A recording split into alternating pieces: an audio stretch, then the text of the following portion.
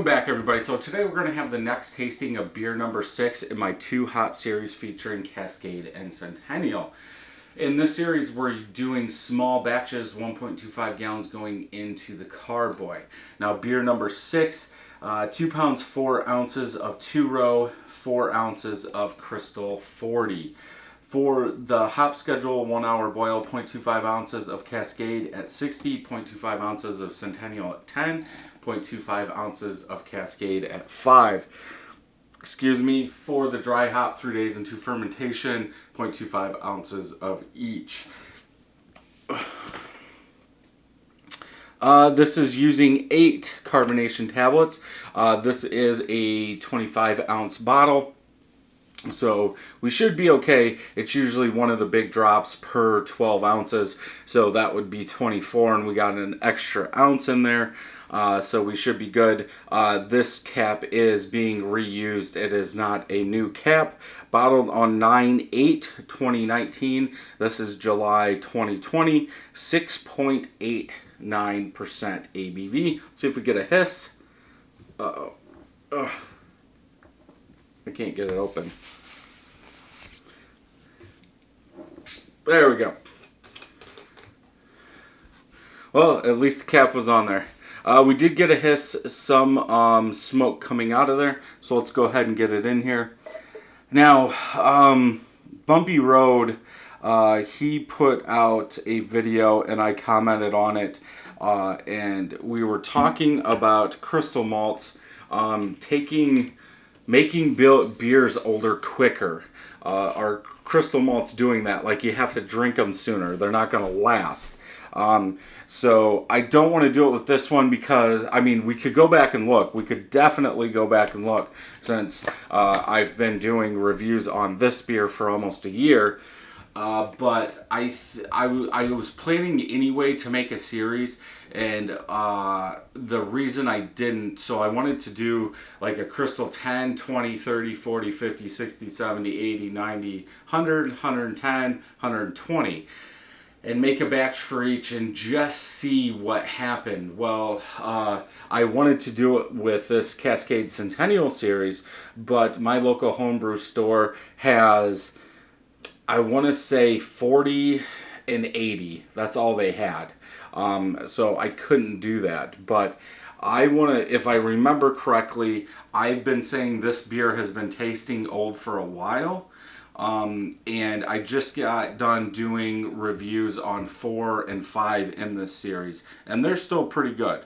So we'll see. No head, not sure why. I doubt it's because there's an extra ounce for less carbonization. But what bubbles I do see are white. Looks more like a brown. Good, nice, nice caramel color. I can see the light box outline, but that's about it. Looks like a good fall beer. Nice caramel brown color in there. Some bubbles coming up. It's clear. I don't see any particles, anything in there. Let's go ahead and smell.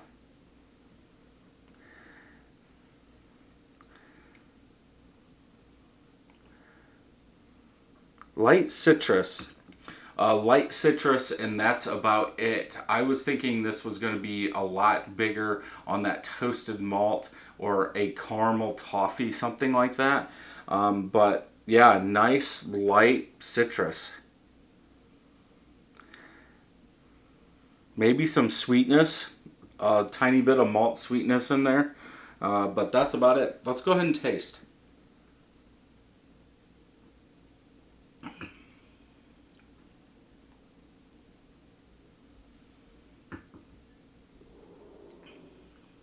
Carbonation a little bit low, a little bit of malt, floral, citrus, bitterness in the back. Aftertaste, bitterness does fill your palate. It'll probably keep ramping up. The color's throwing me off because I'm waiting for that caramel, that toffee, some of those kind of notes to start coming in because of how dark it is, and it's not. I think the hops are really keeping that back. The bitterness isn't sharp. It's almost like some of the other older ones where it's an older bitterness. It's like the beta acids are kicking in, and keeping some of that bitterness around. And it's older, but I'm really not. There's some malt sweetness in there, but nothing like the color of this comes through in the taste. And you're talking alpha acid is 4.4 on the Cascade and 6 on the Centennial. So you're not even talking that high of bitterness in there. Perceived bitterness is like 50 or 60. It's high. There's not really anything backing that up. Like I said, maybe a little malt sweetness in there with some floral citrus, and that bitterness really takes over in this beer. So we're using USO5 yeast, so that's probably going to add nothing to this. But yeah, my brain's more on like a brown ale somewhere in there from the color. But yeah, that bitterness does linger a lot. Lots of carbonation in there. There is floaties. They're like brown though. I'm sure it's hops. But yeah, a pretty good head is on there with some floaties in there that are darker. Almost looks like a chocolate chip cookie in there. But yeah, not the best. I wouldn't make it and let it age like this. A lot of people do use crystal malts in their IPAs and other beers, so I know they can be good. It's just this at, when was this bottled? 10 months old. It's not a winner. Definitely one that I wouldn't let sit for almost a year. So if you enjoyed this review, check some more out over here. And until next time, happy brewing.